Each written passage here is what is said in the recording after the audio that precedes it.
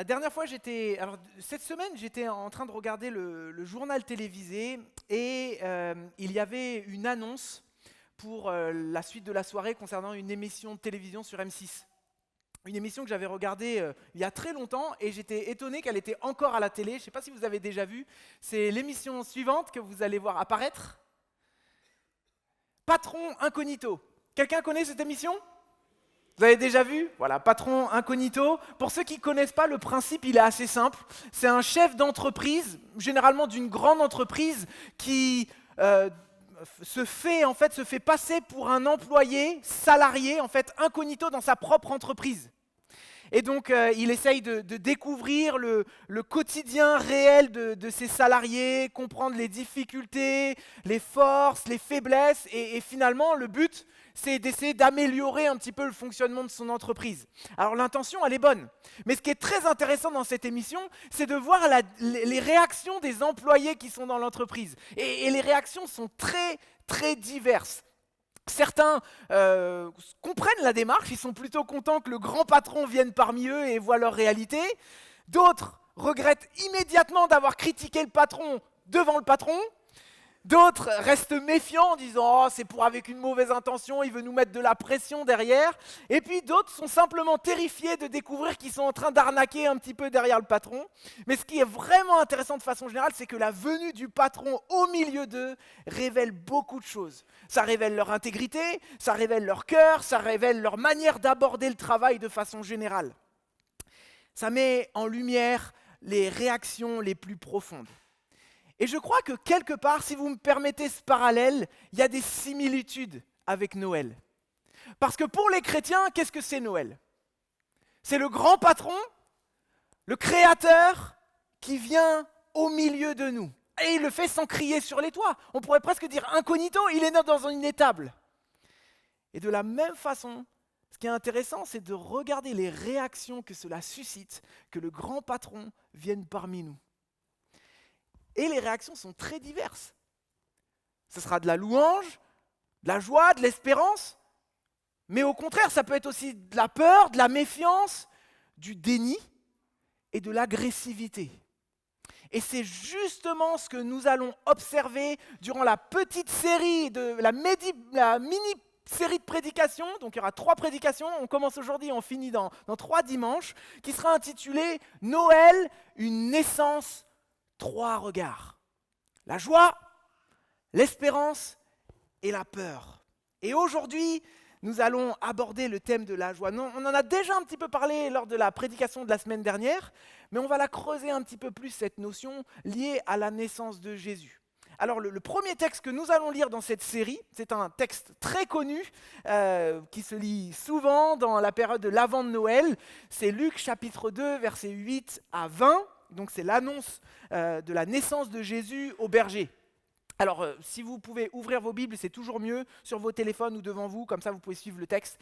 Mais comme vous voyez, le texte est aussi affiché sur les différents écrans. Dans les champs environnants, des bergers passaient la nuit pour garder leurs troupeaux.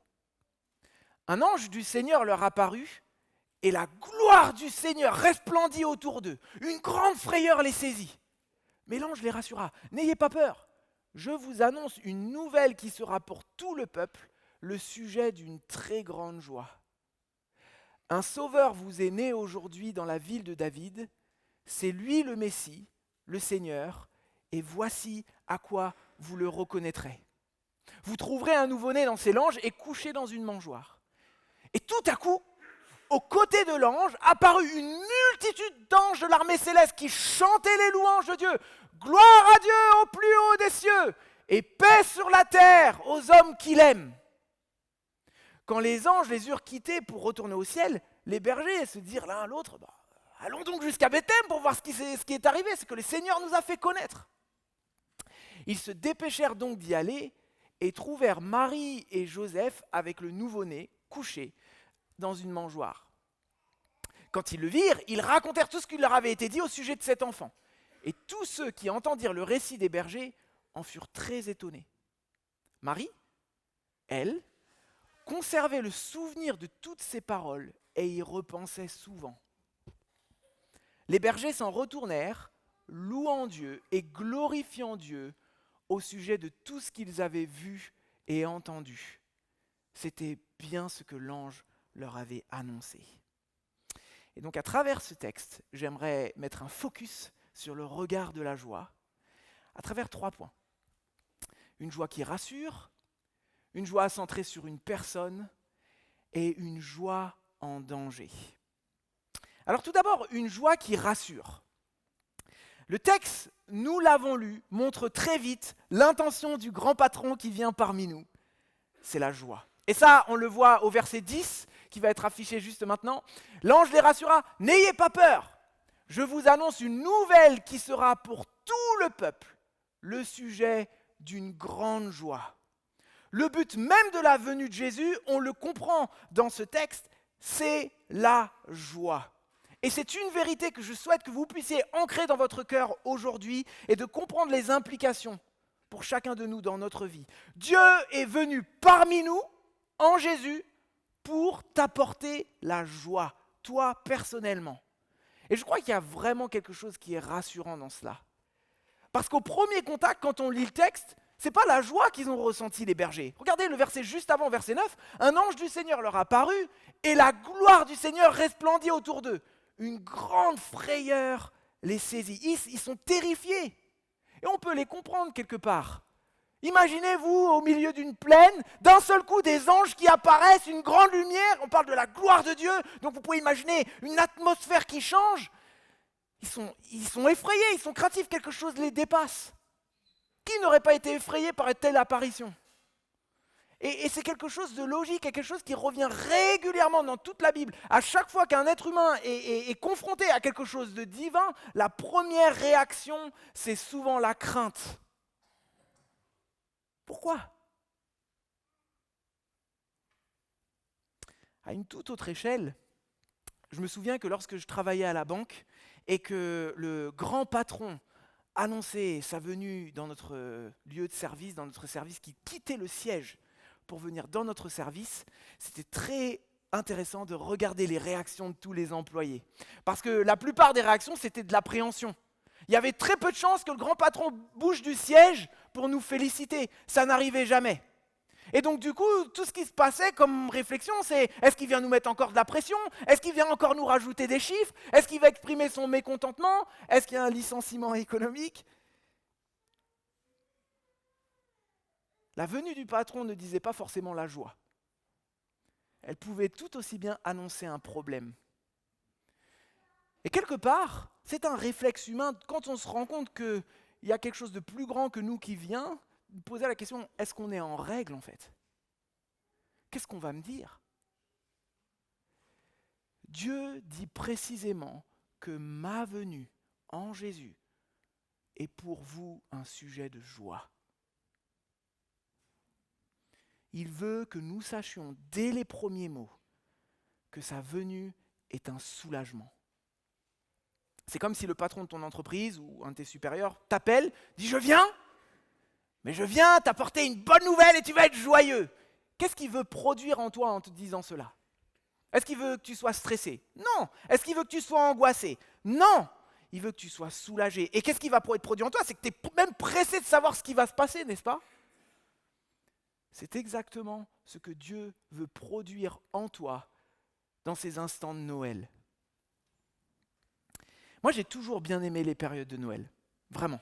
J'ai eu la grâce de grandir dans une famille aimante où les périodes de fête, les périodes de fin d'année étaient toujours des bons moments, des moments festifs où on profitait. Mais quand je suis revenu en France donc en 2022, je me suis rendu compte, parce que je pense que j'avais vieilli, j'avais maintenant une famille en France, que pour beaucoup de personnes, les périodes de fête, c'est pas ça. Et j'ai découvert avec des discussions que pour beaucoup les périodes de fête et les périodes de fin d'année, ce ne sont pas des périodes de joie. Je regardais dernièrement une vidéo sur YouTube pour savoir comment faire des bilans en fin d'année. C'est toujours intéressant de savoir comment on peut évaluer ce qu'on a fait. Et en regardant ces vidéos-là, je lisais un petit peu les commentaires en dessous. C'est toujours intéressant de voir comment les gens réagissent. Et j'ai lu un commentaire qui était très frappant. Il a dit « Moi, cette période de bilan, ça me fait peur. Parce que je vais devoir faire un point sur les objectifs que je me suis fixés en début d'année. et je ne les ai pas atteints. Pour certains, les périodes de fête de Noël, période de fin d'année, c'est peur de la solitude. Pour d'autres, peur de l'avenir, peur de manquer, peur de l'échec, peur de ne pas être assez. Mais Dieu commence cette période de Noël en disant « Ne craignez pas ». Pourquoi ?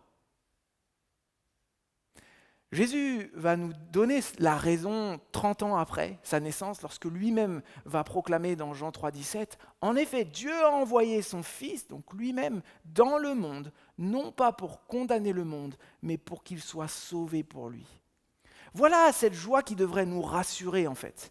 C'est que Dieu qui vient en Jésus sur terre, il n'est pas là pour venir nous condamner, il est là pour nous sauver. Il n'est pas là pour nous écraser, il est là pour nous relever. Il ne vient pas pour nous faire peur, mais pour nous donner de la joie. Et ça, c'est vraiment quelque chose que nous devons ancrer dans notre cœur, encore plus aujourd'hui, me semble-t-il. Cette semaine, en préparation de cette prédication, je me suis amusé à lire un petit peu des études statistiques sur l'état moral des Français. Et j'ai lu 2 études, une du GBD, c'est une sorte de projet scientifique qui étudie les causes des maladies et des handicaps, qui, sur une étude de 1990, donc c'est pas hier, à 2021, ils estiment que le taux de troubles anxieux a augmenté de 18%. C'est beaucoup. Mais ce qui m'a encore plus frappé, c'est que l'OMS a fait une 2e étude à partir de 2021 jusqu'à aujourd'hui, c'est que la prévalence de l'anxiété a bondi de 25% depuis 2021. C'est énorme. Et quand je lisais ces statistiques, j'étais en train de lire un bouquin d'histoire en même temps, et je lisais ce que nos aïeux ont vécu à la fin du au début du XXe siècle et à la fin du XIXe siècle. Ils ont vécu beaucoup plus de problèmes que nous, de conflits armés, de famines, de catastrophes immédiates.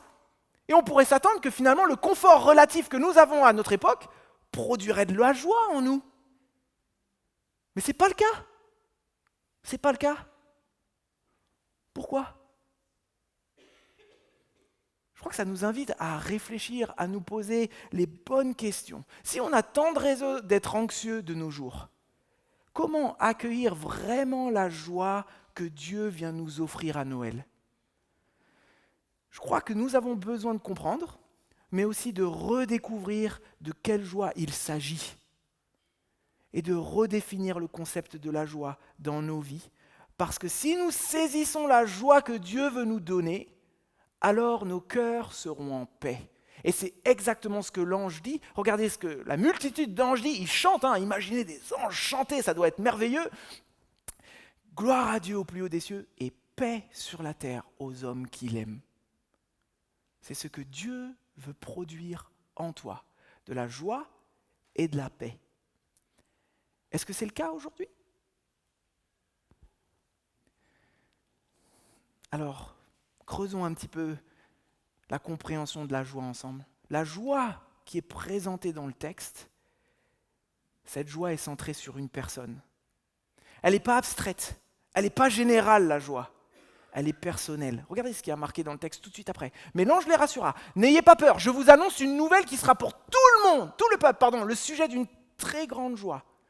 2 points. Un sauveur vous est né aujourd'hui dans la ville de David. C'est lui le Messie, le Seigneur, et voici à quoi vous le reconnaîtrez. Vous trouverez un nouveau-né dans ses langes et couché dans une mangeoire. La joie, c'est Jésus. C'est une personne. Elle naît du fait que les bergers sont appelés à aller le voir. Quand il dit « vous le trouverez dans un nouveau-né », en gros les anges disent « bon allez-y, allez le voir ». La joie dont Dieu parle, c'est la personne de Jésus et le fait que nous pouvons le rencontrer. Alors je peux imaginer, pour ceux qui ne connaissent pas Jésus dans la salle, que ça peut paraître abstrait. Une joie, une personne, comment une joie peut être une personne ? Comment, en fait, une joie, c'est lié à un événement ? Et là, c'est une question que je veux vous poser, en fait, pour essayer d'aller un petit peu plus loin dans notre réflexion ensemble. Si je vous pose la question, essayez de choper la première chose qui vient dans votre esprit, ok ? Qu'est-ce qui suscite réellement de la joie chez vous ? Vous l'avez chopé ? Alors, je redéfinis le concept de la joie. Parce que quand je parle de joie, je ne parle pas seulement d'un sentiment agréable. Est-ce que votre esprit allait dans ce sens-là? Je ne parle pas d'un moment de plaisir, d'une émotion qui vient ou qui repart. Le plaisir, ça c'est immédiat. Je ne sais pas, ça pourrait être un bon repas avec les amis, la famille, ça peut être un cadeau, une soirée réussie. Tout ça, ça procure du plaisir. Mais ce plaisir peut disparaître aussi vite qu'il est venu. Et vous reconnaissez tous bien que vous pouvez avoir un moment de plaisir alors que votre cœur est triste. La joie, c'est quelque chose de plus profond. C'est durable. C'est un état du cœur. Pas juste un mouvement d'émotion. C'est une manière de voir la vie, une dynamique positive de notre cœur. Alors je vous repose la question avec cette précision. Qu'est-ce qui suscite réellement de la joie chez vous? Quand les anges arrivent auprès des bergers, ils leur annoncent une bonne nouvelle qui est un sujet de joie. Si on se mettait à la place des bergers 2 minutes, qu'est-ce que serait pour eux un sujet de joie? La première chose, moi je pense que si j'étais un berger, il faut savoir que les bergers au 1er siècle, c'était des gens méprisés, c'était des bouseux, c'était des gens qui n'avaient pas beaucoup d'argent. La bonne nouvelle, Dieu va nous relever socialement, il va nous donner des moyens pour qu'on puisse pourvoir à chacune de choses qu'on a besoin. Ça pourrait être aussi parce que les bergers étaient juifs, et les juifs à l'époque étaient sous l'occupation romaine. Dieu va nous annoncer la libération du peuple romain, ça va être la joie. Qu'est-ce que ça aurait pu être d'autre? Je ne sais pas, peut-être que parmi eux, parmi le groupe des bergers, dans leur village, il y avait des gens qui étaient malades. Il aurait pu dire, voilà, je viens, je vais guérir. Oui, c'est un sujet de joie, on va pouvoir profiter d'une personne encore plus longtemps. Mais notez bien que l'ange n'annonce pas un changement politique. L'ange n'annonce pas une amélioration sociale. L'ange n'annonce pas un miracle. Il annonce une personne. Ça devrait nous faire réfléchir. Et regardez comment il présente cette personne. Un sauveur, un messie, un seigneur. Une phrase, c'est un condensé théologique, on pourrait prêcher sur ça pendant un trimestre entier. Un sauveur, pourquoi?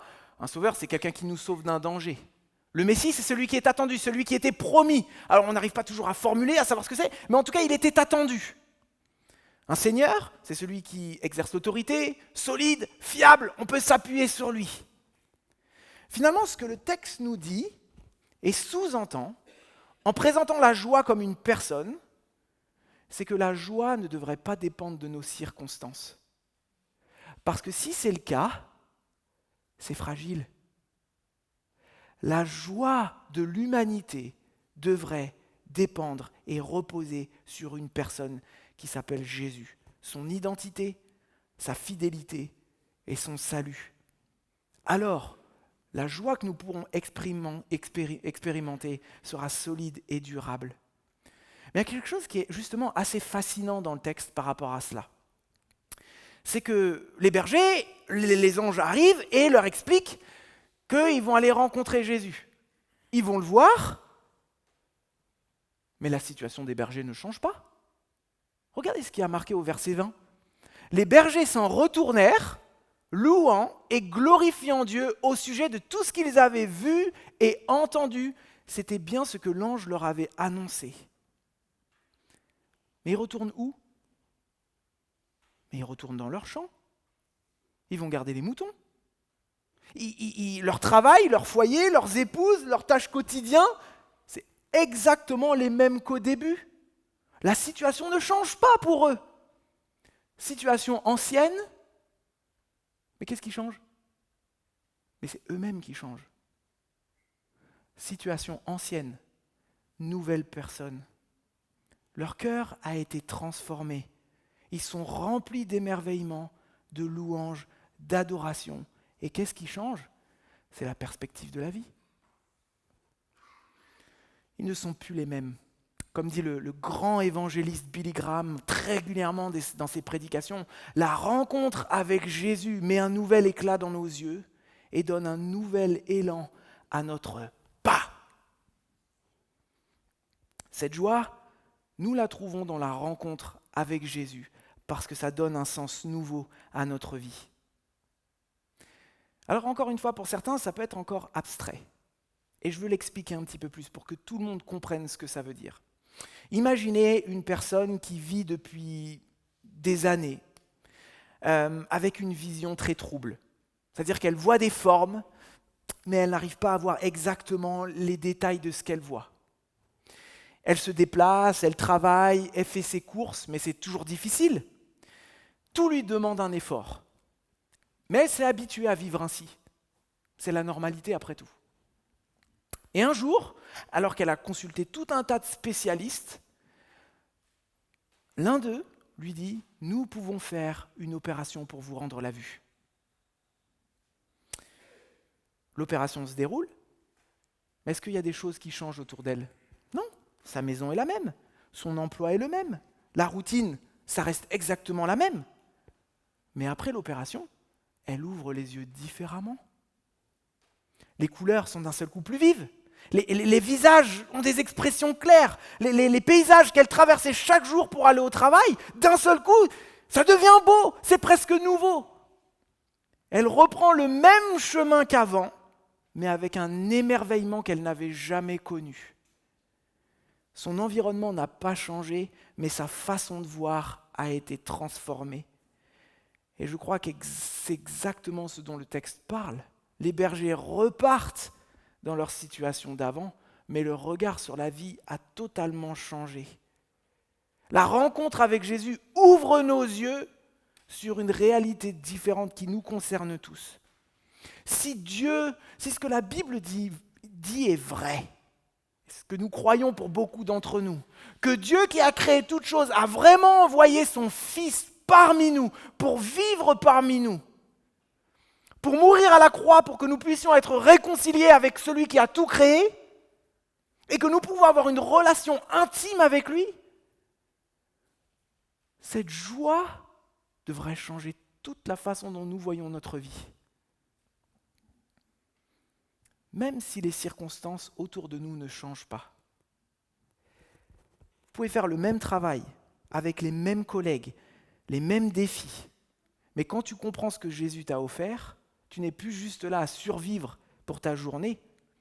Tu es plus apte à la patience au sens du service, parce que la joie n'est plus dans ton travail de façon intrinsèque. Ta joie est pour celui pour qui tu travailles. Et ça change tout. Regardez simplement les entreprises avec des patrons qui sont sévères, méchants, avec quelle tête ils arrivent le matin. Mais regardez ceux qui ont des bons patrons, aimants, qui prennent soin d'eux, à quel point ils mouillent le maillot, comme on dirait. Ça change tout. Mais je crois aussi que ça change aussi nos relations les uns avec les autres. Parce que les comportements autour de nous, que vous le vouliez ou non, ça ne changera jamais. Vous aurez toujours des critiques. Vous aurez toujours des gens qui vont vous adresser des paroles blessantes. Mais, ta joie n'est plus définie par rapport à l'attitude des gens envers toi, mais par rapport à ta relation avec Dieu et ce qu'il pense de toi, lui. Et dans ces cas-là, tu es beaucoup plus apte à répondre avec patience, avec douceur, parce que ce qui te remplit de joie, c'est ce que Dieu pense de toi, et pas ce que l'autre pense de toi. Je pense aussi que ça nous offre une joie durant les épreuves. Moi, je me rappelle, alors que mon père était à quelques mois de décéder, j'étais revenu en France pour passer une semaine avec lui, pour lui dire au revoir, et je l'ai accompagné pour une chimiothérapie à Armand-Briard à Nogent. Et mon père était déjà très très faible, très amaigri, et je le vois partir dans la salle où on fait les intraveineuses, et moi je m'assois dans la salle d'attente, et je le regarde. Et il salue tout le monde, il sourit, il taquine les infirmières, il est joyeux, il lit sa Bible. On sort, et je lui dis, papa, franchement, tu as été un bon témoignage. Et j'ai vu mon père, son visage s'illuminer, parce que ce qui le rendait joyeux, c'était que Dieu puisse être fier de lui. Alors ça n'effaçait pas sa maladie, ça n'effaçait pas sa douleur, il a terriblement souffert. Mais cette joie venait du fait qu'il était resté fidèle avec son Dieu. Et c'est complètement contre-intuitif dans notre monde aujourd'hui de considérer les épreuves comme un moment où on pourrait être joyeux. Mais Paul le dit d'une façon complètement, encore une fois, contre-intuitive dans Romains chapitre 5, versets 3 à 4. Mieux encore, nous tirons fierté même de nos détresses, car nous savons que la détresse produit la persévérance conduit à la victoire dans l'épreuve, et la victoire dans l'épreuve nourrit l'espérance. Or, notre espérance ne risque pas d'être déçue. La joie dont parle Noël, la joie qu'annoncent les anges de la part de Dieu ne nous rend pas aveugles à nos réalités ou à nos défis. Et beaucoup d'entre vous, vous en avez plein en fin d'année. Dieu n'est pas aveugle devant ça, mais il veut transformer notre regard, notre cœur et notre manière d'agir, même au milieu de nos situations ordinaires. La joie dont les anges parlent coexiste avec les situations que nous avons. Il y a un livre que j'ai lu dernièrement qui s'appelle « Mémoriser l'écriture », écrit par Glenna Marshall, que je vous encourage à lire. D'ailleurs, c'est Pascal, je pense, qui m'avait conseillé ce livre. Et elle dit à un moment ça, à la fin d'un chapitre. « Parce que l'aimer de tout notre cœur, donc elle parle de Dieu, de toute notre âme, de toute notre pensée, de toute notre force, est toujours pour notre bien. Orienter vers nos cœurs vers ce qui glorifie Dieu, maintiendra nos cœurs heureux en lui. Plus nous dirigeons nos pensées vers lui, animés d'un amour croissant pour lui, plus notre joie sera complète. C'est à cela que nous étions destinés, être joyeux en Dieu. Et il savait dès avant la création de l'univers que nous trouverions la satisfaction qu'en lui. Alors je dirais un petit peu différemment, c'est pas il savait, il voulait dès avant la création de l'univers que nous trouvions la satisfaction qu'en lui. Il y a une vérité, en fait, c'est que plus nous cherchons à plaire à Dieu, plus nous remplissons notre vie de Dieu, plus notre objectif de vie est de plaire à Dieu, plus toutes les circonstances peuvent être un sujet de joie, en fait. Parce que dans toutes les circonstances de nos vies, nous pouvons vivre la joie de plaire à notre Dieu. Et ça, c'est une joie qui ne part jamais. Pourquoi ? Parce que nous avons été créés pour cela. Mais cette joie, elle est en danger. Cette joie, elle est en danger et on se le rend compte parce que pour beaucoup d'entre nous, on n'arrive pas à vivre totalement cette joie. Il y a un danger et je me mets dans le lot. Ce danger, il vient de deux choses, me semble-t-il. Le premier, c'est que de façon naturelle, nous résistons à mettre notre joie en Dieu.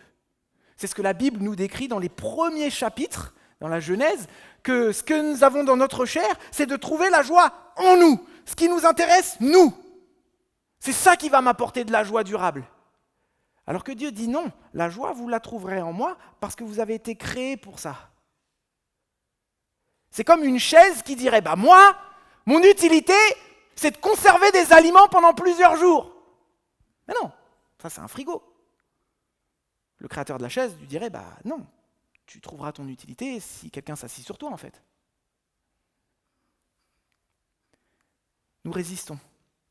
C'est notre chair qui nous pousse vers cela. Et c'est ce que nous appelons dans la Bible la nature pécheresse, le péché qui est en nous.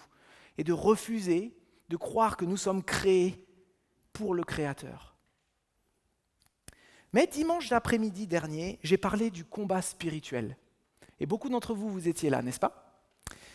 Et après cet enseignement, certains sont venus me dire « Benjamin, est-ce que tu vas prêcher un peu plus sur le combat et tu vas parler des réalités ?» Et j'ai dit « Non, moi je ne vais pas être guidé par ça, je vais être guidé par le texte. Si je dois en parler, je vais en parler. » Mais j'ai trouvé une bonne occasion d'en parler aujourd'hui parce qu'en fait, nous sommes dans un combat spirituel concernant notre joie avec un ennemi, parce qu'il existe, c'est du vécu, Satan, qui ne veut pas que tu vives pour Dieu et que tu places ta joie en Jésus. Rappelez-vous, dans Éphésiens 6, il y a marqué « Revêtez-vous de l'armure de Dieu ». Pourquoi ? Afin de tenir ferme contre toutes les ruses du diable. Une des plus grandes ruses du diable aujourd'hui, dans notre société occidentale au XXIe siècle, est très subtile, très discrète, très dangereuse. Nous faire croire que la joie vient des plaisirs, des réussites ou du confort. Et nous tombons dans le piège tout le temps. Satan sait que nous sommes pécheurs et que notre nature cherche toujours à mettre la joie dans quelque chose qui va nous revenir à nous. Et qu'est-ce qu'il fait ? Il met tout un tas de choses. Tiens, prends ça. Ben, prends ça, vas-y, mets ta joie dans ça, mets ta joie dans ça. Et on entend le monde à longueur de journée et l'ennemi qui est derrière le monde nous dire ta valeur, c'est ta réussite. Si tu réussis pas, tu n'as pas de valeur. Ta sécurité, c'est si ton livret A il est rempli. Ton équilibre, c'est tes loisirs. Il faut quand même que tu te fasses plaisir, non ? Ta joie, c'est ce qui te fait plaisir maintenant. Et ça, c'est la grande illusion de l'ennemi aujourd'hui. Nous faire confondre le plaisir avec la joie. Le moment agréable avec le sens de notre vie. Le confort avec une paix intérieure. Alors cette chose peut vous donner des éclats de bonheur, c'est vrai sur le moment, mais elles ne tiennent pas. Et pire en fait, elles promettent beaucoup, elles donnent peu, et elles vous donnent exactement l'inverse. Exactement l'inverse. Parce que si vous faites de toute cette chose la source de votre joie, elles finissent par produire exactement l'anxiété, l'insécurité, la comparaison, la peur de perdre et la peur d'échouer. Et c'est exactement ce que nous vivons dans notre génération. Les gens sont de plus en plus anxieux parce que leur joie est dans l'argent, dans le confort et dans les loisirs. Et une fois qu'ils en ont, ils ont peur de le perdre parce qu'ils se sont habitués à un certain standard de vie, alors que ça ne leur donne pas la joie du cœur.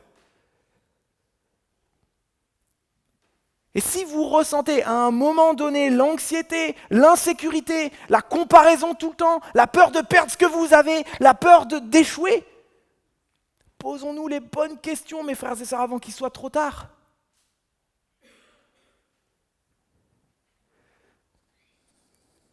Mais j'aimerais ajouter quelque chose d'important. Ça fait 3 ans que j'essaye de formuler ça, et je pense que j'ai une occasion ce matin de formuler ce que je ressens depuis un certain temps. J'espère que je vais bien réussir à le faire. Je pense qu'une des plus grandes ruses du diable aujourd'hui, parmi les chrétiens, est encore plus subtile.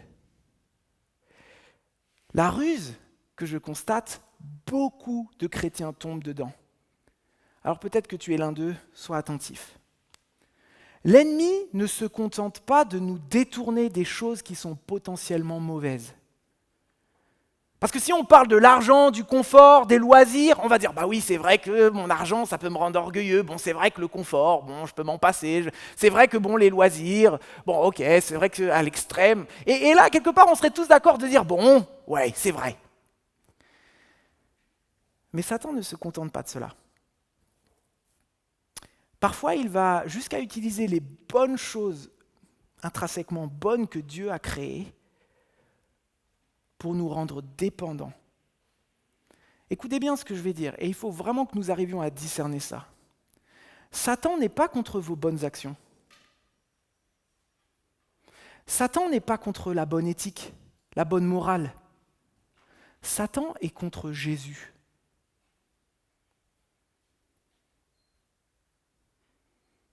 Si vous mettez votre source de joie dans les bonnes choses, soi-disant bonne chose, il a réussi. Alors là, vous vous demandez, mais de quoi tu parles ? Quand je vous ai posé la question tout à l'heure, dans quoi vous mettez votre joie ? Qu'est-ce qui vous rend joyeux de façon durable ? Je serais prêt à mettre ma main à couper que beaucoup d'entre vous ont pensé la famille. Je me trompe ? Certains ont pensé mes enfants. Vous êtes tombés dans le piège. Je veux parler de ça. La famille, le mariage, nos enfants, nos proches. Ce sont des dons merveilleux voulus par Dieu. Ils sont une bénédiction. C'est un cadeau, une responsabilité sacrée. Mais ils ne sont pas la source d'une joie durable. J'entends souvent, moi, ma joie, c'est mon Dieu et ma famille. Moi, ma joie, c'est mon Dieu et mes enfants. Le mensonge devient subtil parce qu'il nous pousse à faire quelque chose qui est bon, une chose ultime dans nos vies.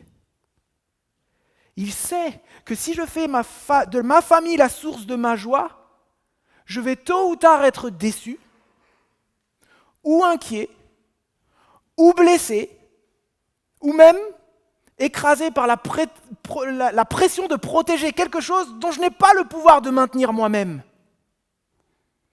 Il sait que si je fais de mes enfants la source ultime de ma joie, alors leur réussite, leurs choix, leurs échecs vont devenir mes montagnes russes émotionnelles. Si je fais de mon conjoint la source de ma joie, je vais lui demander ce que Dieu seul peut me donner et ce sera un échec. La famille est une bénédiction, mais elle n'est pas un sauveur. La famille est un cadeau, mais elle n'est pas la source de votre paix intérieure.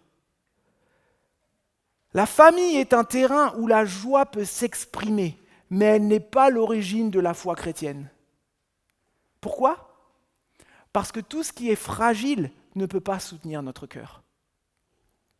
Tout ce qui peut changer, je suis désolé de vous le dire, moi je pensais il y a un certain temps que dans ma famille il n'y aurait jamais de problème et je me suis rendu compte qu'à un moment ça arrive.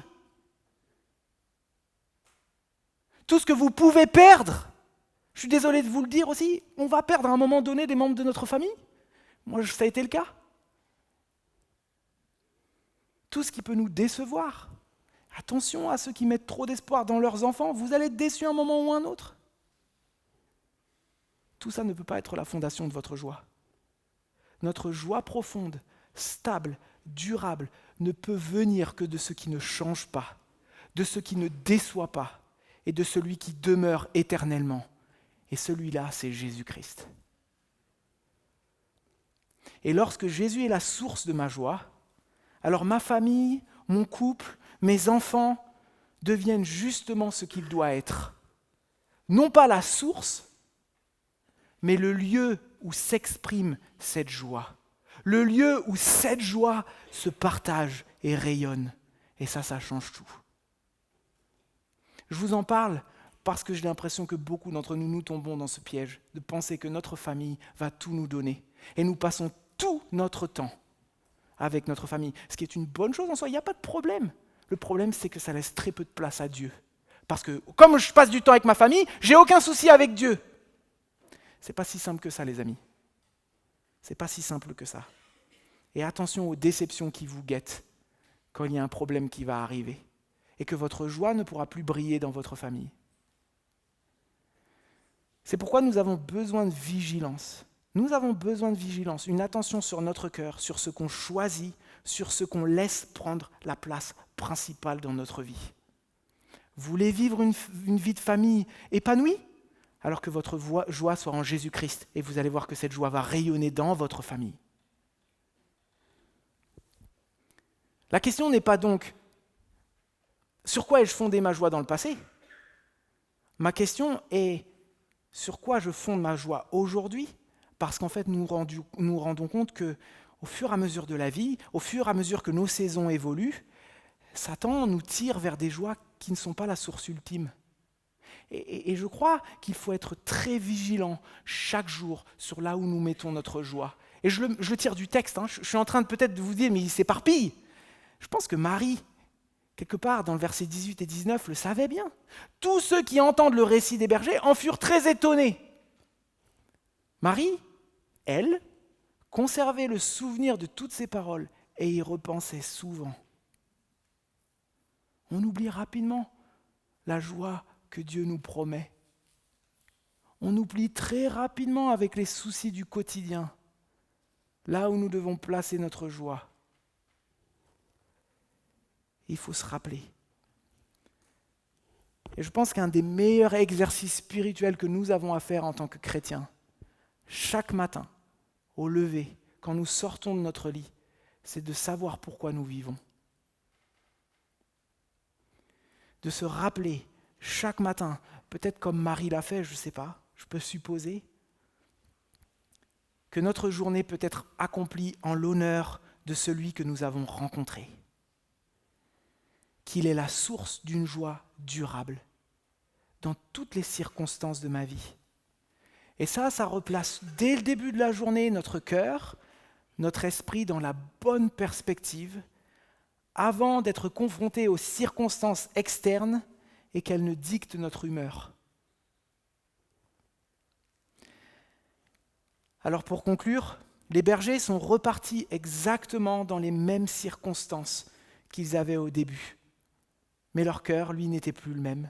Ils étaient émerveillés dans la joie, remplis d'adoration.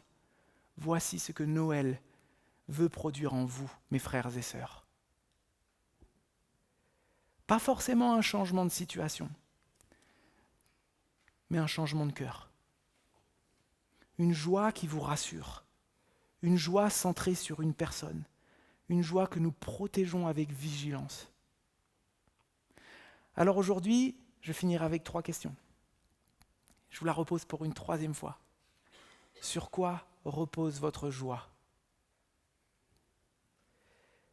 Qu'est-ce qui menace de te la voler aujourd'hui ?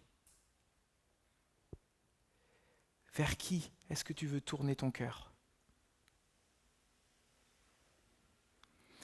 Alors que le Jésus qui a illuminé la nuit des bergers illumine aussi la nôtre, et qu'il fasse naître en nous cette joie qui tient, qui est durable et qui transforme.